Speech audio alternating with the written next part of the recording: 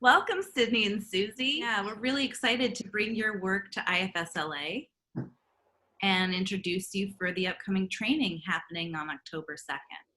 So I'm Suzy Fauria. My pronouns are she and her. Sydnee and I really developed this workshop to think about the ways in which that we can heal for white supremacy, which is a unique lens. And we really use the IFS framework to think about our parts. So like what parts come up in this work, whether it's a guilt part, a shame part, a superior part, an inferior part, right? So really looking at how white supremacy shows up in all of us, which depending on our identities and our positionality, looks different for each person.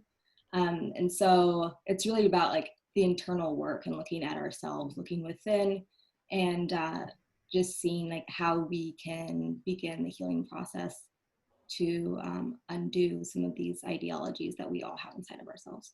Hi, everyone. My name is Sydnee Corriders. My pronouns are she, her, and hers. As Suzy mentioned, with some of that internal work, we're really focused on self-awareness with this workshop and what parts are we aware of that come up in working to resist and heal from white supremacy, and what parts might we not be so aware of, and what parts might we be blended with, and how can we get some space from those parts. So really work, I think a lot of folks, given the current state of the world and a lot of the racial unrest that's been happening and that has been even more highlighted recently, folks are ready to move towards action. And we really just believe that before getting activated, we need to recognize what's coming up from ourselves and really start that healing process. I'm just curious what you feel the benefits are of the workshop and why people would want to register. How are we impacted? How are we all harmed by white supremacy? What do we lose by buying into this white supremacist culture, and what can we gain by healing from it and becoming free from it? And I think that's a big statement, and we're not going to come up with any of those answers in the workshop, but we're going to start that conversation, and I think that's a part of the journey. How did you both get into this line of work? Really curious about that. So the way that I got into this line of work, I started as an organizer. I've been passionate about racial justice and justice for all for the most of my life. I think I'm from Syracuse, New York, and I went to Syracuse University as an undergrad, for my undergraduate education. And I felt that there were lots of disparities in Syracuse University is literally at the top of the hill at Syracuse. Or in the city of Syracuse, and it just felt like I was able to look down on my city and just see the different disparities, and they've always felt apparent to me, and I always wanted to do something about it, but didn't feel like I knew exactly what to do. And then in graduate school, finding some of those inequities continuing, and based on my experience, I became an organizer and really worked to organize around racial justice and making change in my education to make it one that really works to resist white supremacy and that is more equitable for all of my classmates. And that through that experience, I really gained confidence in this work. I really learned what community means and what it looks like and why it's important to have community in this work. And I learned what the freedom and empowerment that I get from resisting white supremacy actively and in my everyday life. And from there, I think a lot of folks started to learn about some of the work that I was doing. It grew into curriculum development at that institution, into training different folks at that institution. And from there, I realized that this is labor that I deserve to be compensated for, because it is labor, but it's also labor that I enjoy in the sense that it is work that for me, it's where I found my fit in terms of this work. And so from my organizing efforts, I've moved towards being a racial equity consultant and have been doing that for the past few years, in addition to my work as a therapist and working within a clinical program. I so look up to Sydnee. She's my dear friend, but also my mentor in many ways. So it's so nice to hear from you, Sydnee. So I can share a bit about myself. My name is Suzy Fauria. My pronouns are she and her. And I think I almost came to this work in like a circuitous way, and also just through like, I don't know, faith. So I worked as an educator in Cambodia and in South Africa and here in New York. And in all three of those settings, I I soon realized like trauma was the greatest barrier to academic success. And so I started thinking about trauma work and what I could do to help young people heal from trauma. So then I went to NYU Silver School of Social Work, and I gained my master's in social work degree there. And that really led me to thinking about racial trauma and working with teachers, doing consulting with teachers in New York City on trauma-informed education, specifically related to racial trauma and how trauma shows up in the body. And then that like racial, like thinking about trauma-informed education, and then my own identities as being a Black woman and being a child therapist, and already being in the consulting world, this work of anti-racist consulting, and it really found me in such a natural and beautiful way. And so it was something, it's almost like it feels like because it's such a natural flow of my life, that it's like I'm just kind of like stepping into this position naturally.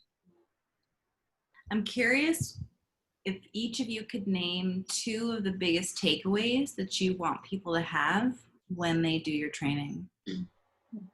The first would be that all of us have a responsibility and an ability to heal from white supremacy and its impacts. I think for various reasons and based on our various racialized identities, many of us might believe that we don't have a role in this work. And I think the work looks different based on our racialized identities, but we all have a space to heal from white supremacy and its impact. So that's one takeaway that I'd want folks to get from our workshop. And the second is that there isn't an endpoint. I think a lot of times folks are ready to, all right, give me that checklist of what to do so that I can do it well and do it right because I'm committed to this work. And that I think the work is a lot more about being present in the moment, and the right answer looks different moment to moment, and there isn't a checklist that we're going to be able to offer you. And so how can you still stay present in this work and work to remember that it's a journey and to stay committed and on that journey? I mean, another takeaway is just, I think the practice and the ability and willingness to look inward, and to sit with discomfort, and to sit with shame, and to sit with guilt, and to sit with, feelings and parts of ourselves that we often overlook or deny or, suppress. And so to really take a look at ourselves and to say, what is showing up in me? How might I benefit from this? Or how might I not benefit from this, right? Depending on your racial identity. And so I think that for me, I just really, really invite participants to have a safe space to just say okay, these are things that are coming up in me.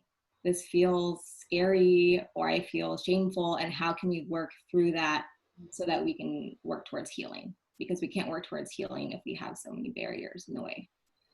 So that's one thing. And another thing is that so Sydnee and I, we really frame our workshop as healing from white supremacy, and not as in this is anti-racist workshop. And we are specific about our language because we do want the focus to be on white supremacy. And so I think I think language is so important. So if we think about language and the impact that it has, and the focus that it has, right? That this focus should be on white supremacist ideologies, and the focus should not be on folks of color, or it should be on folks of color, but it should really be about the harm that is being caused. And so I think if we can focus on the harm, and the ways in which folks, if folks are benefiting, that also means it's at the cost of someone else's harm, right? And so just creating that distinction is really important for me. When someone is in denial of white supremacy and have parts that they can't see that, or their privilege gets in the way of that, I'm actually really curious what you think helps folks to bring more awareness, or what would help them to be open to this kind of work. Yeah, I feel like Suzy has offered a lot to me about that, so I would love for you to take this question if that feels comfortable. But I really just wanted to highlight the first part of what you said around really who at whose cost and at whose expense, and I think that's the first step. well, when we're in denial, who benefits and gains from that, and then who loses in that situation. So that's really my main thought. And I think, again, Suzy really beautifully explains that. I think the denial itself is a privilege, and like, who gets to have denial, who gets to protect those more vulnerable parts of themselves. Like, I'm sure Sydnee and I would love to have denial, but we don't get to live in denial because we are Black women in a racist world. And so I think if we can invite ourselves to like think about denial like as a part and what it's protecting, and to get to those more vulnerable parts of ourselves, then we can see denial, like the function that denial serves. And I think it also helps to think about white supremacy as like a structure and a system and a framework, because I think oftentimes the denial exists because it feels like this is something that I did wrong, right? Or that I need to change, like who would I be without this? And so I think if we can see that this is a framework that involves ideologies and institutions and happens on interpersonal and internalized levels, then we can say, oh, okay, well, what is my role in this? And how can I start dismantling these different layers, right? So I think just having more context will help folks just like look at their own denial and maybe like why it exists, right? And how it shows up and who is harmed by it. I also think about humility. I think of all the terrible things that white supremacy offers us, the best part about it is none of us right now have created it. We're all, folks have responsibility in contributing to it, but we don't, for me, I sort of feel comfortable in the place, and I encourage white folks especially, but all of us who play into and buy into this white supremacist ideology and culture, that we have so much power in shifting it. And there's so much that we don't really necessarily need to own. And so for me to just be able to say, oh, I benefit from certain aspects of this situation, like, let's just assume that. Yeah, I benefit from it because it was given to me from a long time ago. And for me, I don't benefit from white supremacy, but as an able-bodied person, I benefit from ableism. And as a cis person, I benefit from transphobia. Let's just assume that. And so now I get to feel empowered in, instead of me sitting in how terrible it is that I benefit from these privileges, which doesn't benefit anyone but me, right? How can I have some humility in, okay, well, I didn't have anything to do with this, but I have so much that I can do to work to shift that culture. And so I'm going to take responsibility in doing what I can and constantly learning till I can figure out how much more that I can do to resist the systems that I do benefit from. And so there's so many areas that I have privileges in, and I'm going to continue to work to acknowledge those privileges and own them, because denial serves no one. And I think that's also a part of the healing piece, though, because I've gotten to a place where I'm able to recognize that. And so some of that healing offers community for us to say, oh, I'm not alone when I am able to acknowledge these privileges. I'm not somewhere by myself. I'm with other folks who have this privilege, and then who are also able to move forward and feel comfortable sitting with that privilege, acknowledging it, and then doing something about it in community and as a collective. I'm curious, just for people who aren't aware, what's something that differentiates your training from other similar trainings? So what differentiates our work is really our healing approach. I think a lot of folks doing this work and doing it wonderfully are really focused on anti-racism. And it's a lot about the action piece. And we really believe that if we're working to heal from white supremacy, that action comes.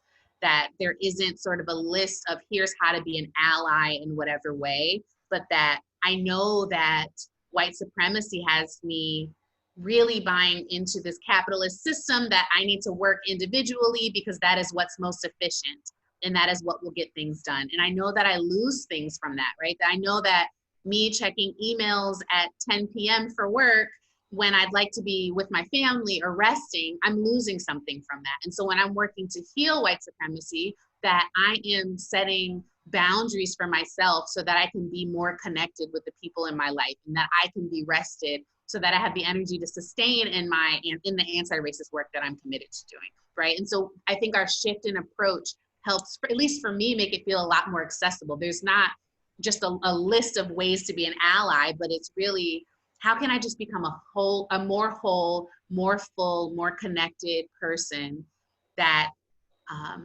cares about our humanity and is committed to making change in a way that feels innate to me, because that's for me, you know, the idea of self, right? When we talk about healing from white supremacy, how can we really return to self? Who were we before we internalized all of these ideologies of white supremacy, right? Who were we before we X, Y, and Z? There's so many things that we have to look at. And so along those lines of our healing lens, it's also unique that Sydnee and I are both therapists, and we already have a healing lens, right? And we are trained in IFS level 1, and so we can use parts language and really hopefully like deliver this workshop like from self, right? That I always work to be in self. And so I think that if we can model and lend self to others, then that will really provide some courageous